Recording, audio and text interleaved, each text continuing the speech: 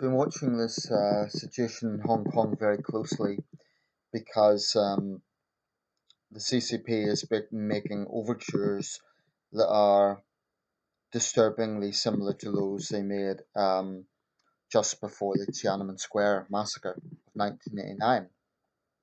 And they've contradicted themselves a number of times insofar as they recently said that the response isn't going to be the same as 1989 or something to that effect. And yet, officially, the Tiananmen Square crackdown never happened.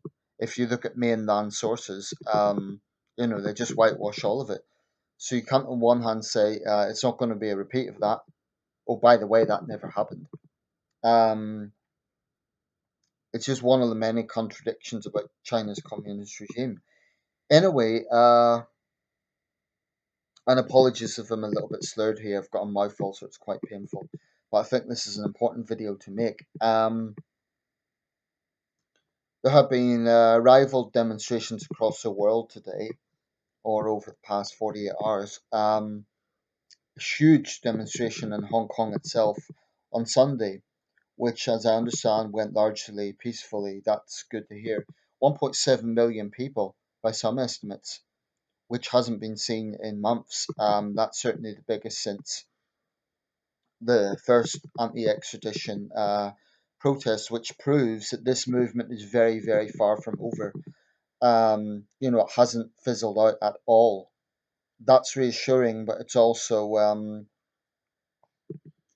very dangerous time for Hong Kongers. Anyway, these demonstrations have been seen all over the world, in London, in New York City, in Paris, in Sydney, in Toronto, and Vancouver. Notice, particularly in Western countries that have freedom of assembly, that allow freedom of assembly. Now, the interesting thing here is, whilst there has been a strong pro-Hong Kong, i.e., pro-protest contingent, there's also been a sizable, unpredictable pro-Beijing movement. So there's been counter demonstrations across the world by pro-Beijing people. Now, many of these people are overseas Chinese students. Not all of them. Some of them, well, I don't know, actually.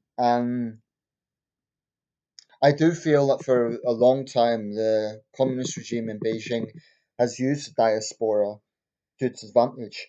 Before I continue here, I want to be very clear in case anyone accuses me of xenophobia or anything like that.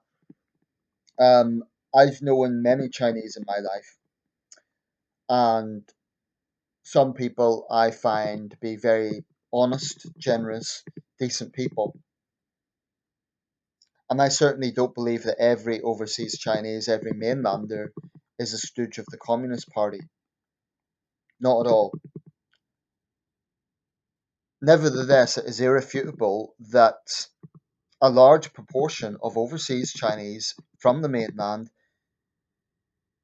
are a product of their country insofar as they've been fed communist propaganda from birth.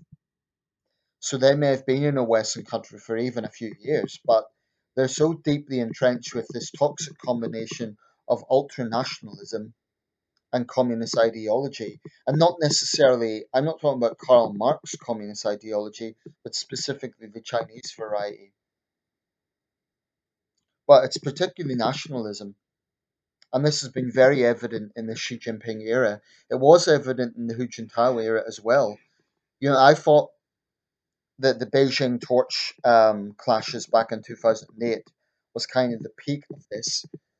I would say this year it's maybe got even more intense with the situation in Hong Kong. Certainly nothing like this has been seen since 2008, where there's been this worldwide divide of China on one side versus pretty much the rest of the world on the other. Sure, there's people that back China, a minority, and there's some governments that back China because they need China. Um, I'm under no illusions. China is a very powerful country, but It's like the bully in the playground that's throwing its weight around. And I do think it's time that we seriously review how we issue visas to mainland Chinese. I think we need to be very selective. I think we need to issue visas to dissidents, human rights activists, people whose lives are threatened by the Chinese government or who have been harassed and persecuted by the Chinese government on humanitarian grounds. I think we can issue visas to students and tourists, but I think there should be a strong condition with that they respect the host nation. That means not engaging in nationalistic demonstrations in support of a hostile foreign government, namely the Chinese government. I think that's a very reasonable expectation because if you look at the restrictions placed on Westerners or any outsider for that matter in China, there's great restrictions. Um, there's a lot of things you cannot do. Now, I don't think we should lower the bar to China's level because it's a very intolerant country in terms of dissent. But I do think that we need to get more assertive and less, frankly, less of a pushover. Now, some people will say, oh, well, it's Western freedom of speech, it's Western democracy, just let them have their day. It shows how we're better. But I'm not sure I agree with that. I think the Chinese regime is using this. I think they're using our openness against us. So they're getting the Chinese diaspora, they're probably paying them in some cases. Don't put it past the Chinese embassies to do this, even though they can't demonstrate at home. Although I should say there was a big demonstration apparently this week in Wuhan, which is very rare for the mainland, although it was for a totally different reason. It was for supposedly local disquiet about a chemical facility that's being installed there. So that's being totally covered up because it's in a mainland city. Um, but you know, it's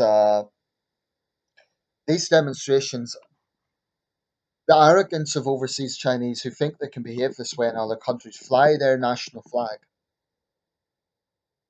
and yell about how much they love China and show that sort of jingoism and nationalism on the streets of Britain, on the streets of France, on the streets of Australia. Who the hell do they think they are? I mean, I don't like what CGTN comes out with sometimes about the West, but I don't go protesting in Beijing. Well, I didn't because I couldn't. So, frankly, I don't see why we should tolerate people who are disrespecting us. If they've come here to study, to work, to travel, that's fine if they obey our laws. But I do think we need to get very assertive about this. And I think it's very naive to think, oh, well, freedom of speech, freedom of assembly, that comes with responsibility. And if you're in someone else's country, you should respect that country. And that's a universal principle. When I was in China, I obeyed the laws. I didn't, wave the British flag around. So we should mandate the same thing for Chinese nationals in Western countries. I'm sick and tired of their arrogance. I'm sick and tired of their pathetic little victimhood narrative or where the victims stop picking on China. No, China's a bully. China is a country that has made expansionism in the Pacific, bullied smaller countries, bribed smaller countries. China is the side that has broken the Sino-British Joint Declaration, that is entirely responsible for the mess in Hong Kong. Maybe if China had respected that, they wouldn't be seeing this crisis.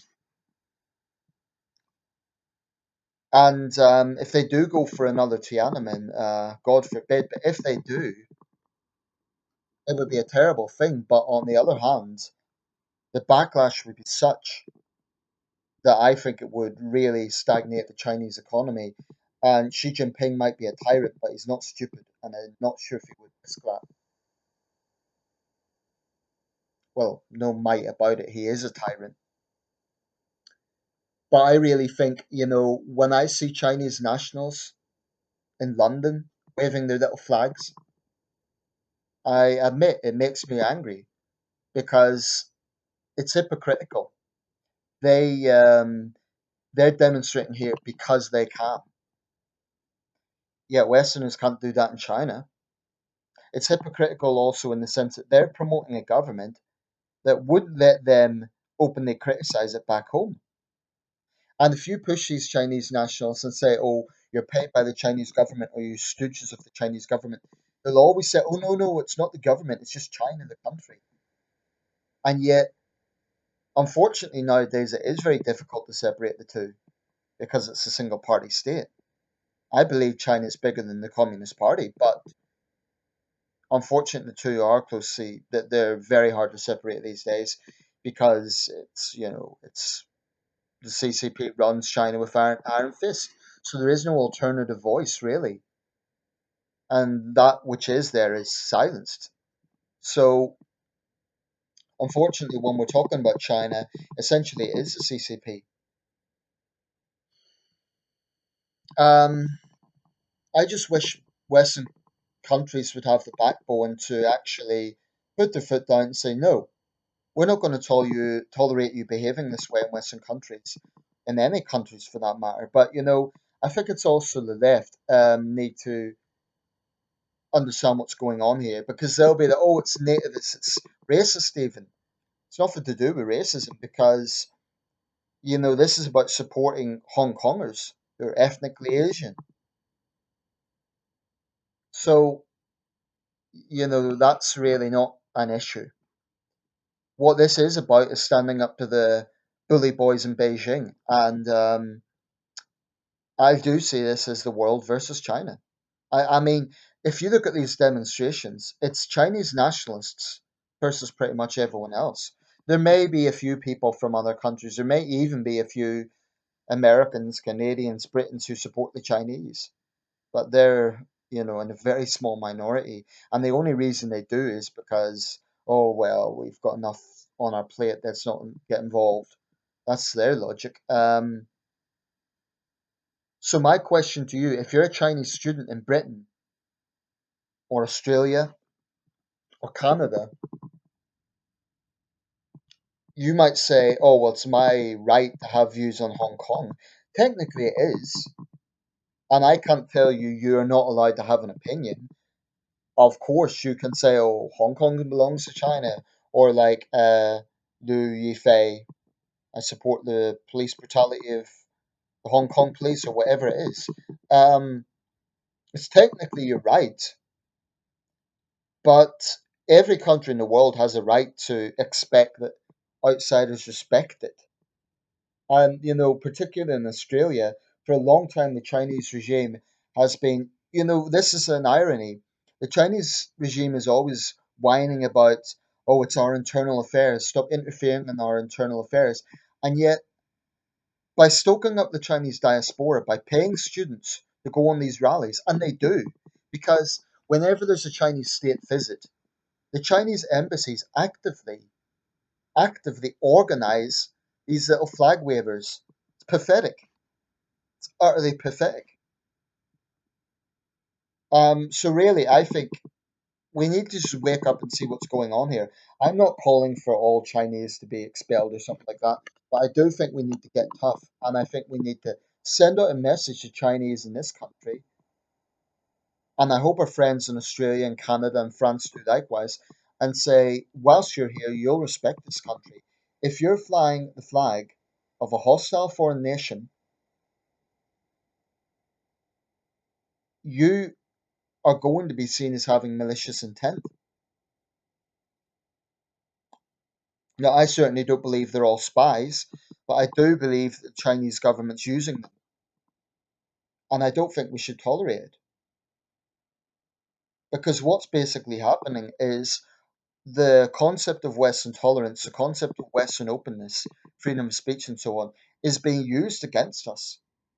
And I'm not sure if that is a strength. So I really do think that when we issue visas to Chinese nationals from the mainland, um, it should come with a caveat: respect the host nation. Do not engage in nationalist demonstrations. Have your opinions about Hong Kong, but if you're going to, get aggressive, fight against British police in Britain,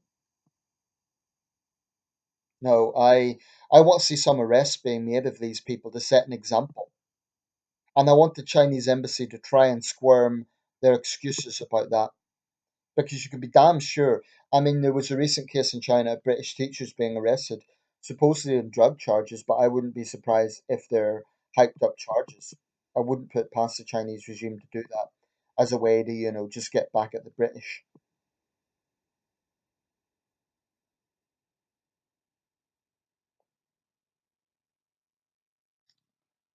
So this is a pattern that's been going on at least since 2008. It probably predates that, but that's, a kind of point we can look at with the Beijing torch relay.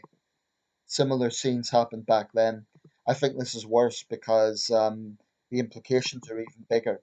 That was, very heated. It was a big event where you had the Beijing Olympics and you had these. It was really, in some ways, the world's first taste of the ugly face of Chinese jingoism. Because in the past, Mao's regime was ghastly. It was a mass murdering, tyrannical, evil regime, but it was entirely within China. Today we're seeing the ugly face of Chinese nationalism, and I really think it's time the world stands up to it.